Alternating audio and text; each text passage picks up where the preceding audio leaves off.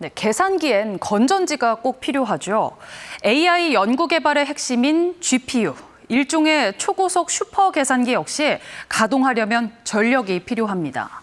훨씬 많은 전력을 사용하는데요. 일론 머스크는 내년이면 미국에 전력난이 발생할 수 있다고 경고하기도 했습니다. 이제 AI 연구에 발을 뗀 우리나라는 어떨까요? 반도체 공장부터 데이터 센터, 각종 연구소가 몰린 이 수도권, 국내 생산 전력의 39.9%를 쓰고 있습니다.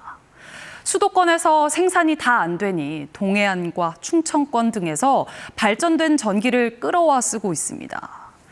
앞으로는 수요가 더 늘 텐데 송전망이나 변전소 등 기반 시설은 물론 전력 수급 계획도 그 속도를 못 따라갑니다.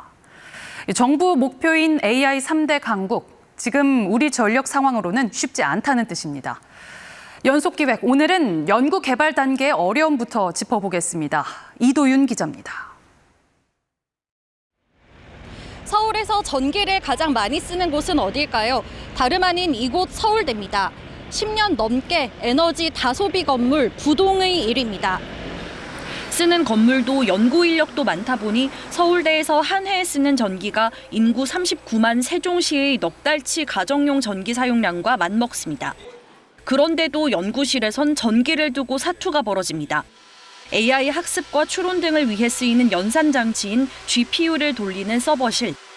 고성능 GPU를 더 들여놓고 냉각기로 열도 식히며 사용해야 하는데 그러지 못하고 있습니다. 전기 용량 때문에 제한 때문에 더 못 넣는 그런 경우도 있고요. 돈을 내고도 전기를 받을 수 없는 상황이니까 전기를 어떻게든 마련할 테니 전기만 달라. 학교로 들어오는 전력량이 부족해서입니다. GPU 사용 대기 순번을 관리하는 프로그램까지 등장했습니다. 진짜 심할 때는 이거 몇 페이지를 넘어가야 될 정도로 많이 사람들이 쓰고 있긴 합니다. 일주일 가까이 기다려야 되는 데도 있는 것 같습니다. 성균관대의 경우 부족한 전력을 효율적으로 쓰기 위해 중앙에서 서버를 관리합니다. 실험 하나 돌릴 때 보통 한 장씩 사용해. 서버에 4개 있는데 남들도 사용해야 되다 보니까. 최근 AI 연구로 대학들 전력 사용량은 폭증했습니다. 대부분 수도권 대학들인데 서울의 전력 자급률이 10% 수준으로 워낙 낮은 데다 한전에 전력을 늘려달라고 요구해도 잘 받아들여지지 않습니다. 여러 아이디어를 검증할 수 있는 횟수도 줄어들 거고 그만큼 이제 다른 경쟁국들에 비해서 그 경쟁에서 밀릴 수밖에 없지 않나. 전력 사용량을 감당하려면 전기를 받고 흘려보내는 시설뿐 아니라 전력망 증설도 필요한데 시간이 걸리는 일입니다. KBS 뉴스 이도윤입니다. 서울의 한 아파트 단지 옆 공사 현장. 2년 전 1,000억 원에 거래된 이 땅을 최근 한 자산운용사가 1,400억 원에 사들였습니다. 지금 데이터 센터 한다고 평당 4,500인데 여기 땅값이 무슨 4,500을 가겠습니까? 이 땅 겉으로 보기엔 아무것도 없는 야산입니다. 그런데도 2년 만에 400억 원이나 뛴 비결, 바로 전기에 있습니다. 한전이 이 부지에 80메가와트, 최소 5만 가구가 쓸 수 있는 전기 공급을 허용하면서 데이터 센터를 지을 수 있게 된 덕분. 클라우드나 AI나 이런 산업들 자체의 성장 속도가 굉장히 빠르기 때문에 데이터 센터가 많이 필요한 거고 가격은 좀 지속적으로 오르고 있다.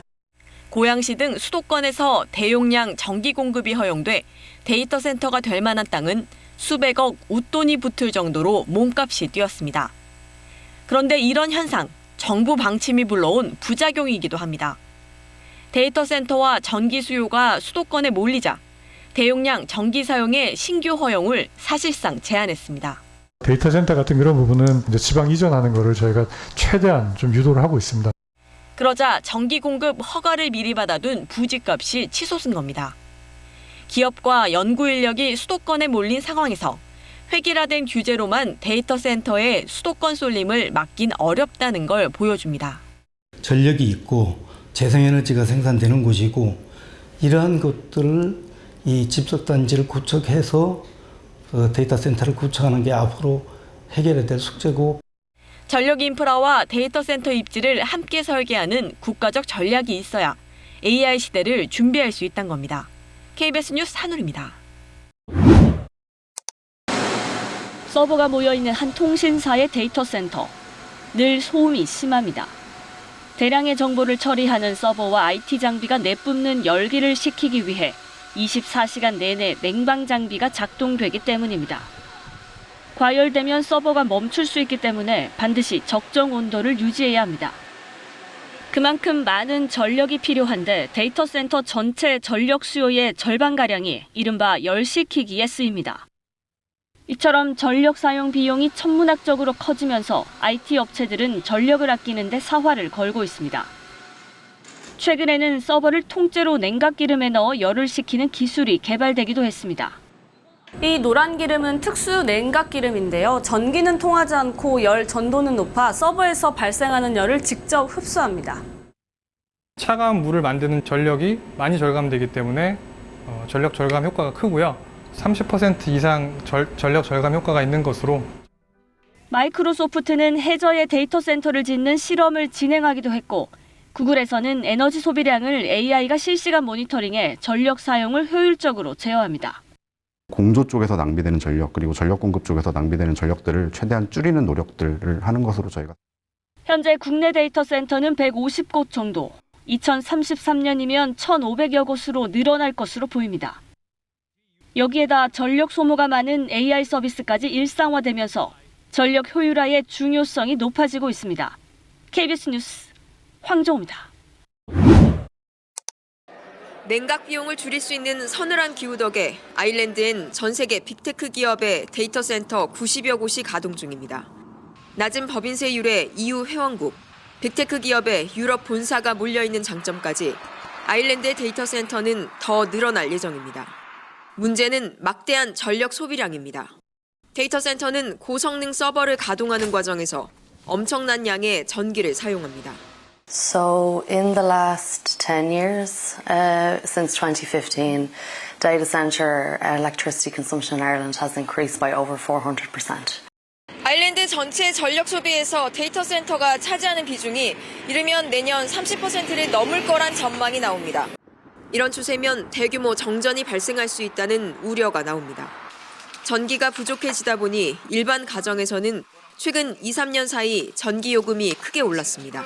8월 달부터 10월 달까지 전기요금 나온 명세서에 80유로가 나왔어요. 근데 2023년에 같은 기간 명세서를 비교를 해보니까 145유로 정도 나왔거든요.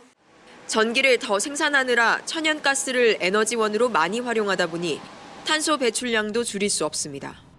데이터 덤핑장이 될 위기에 처한 아일랜드 사례는 앞으로 우리 모두가 직면할 예고편일 수 있습니다.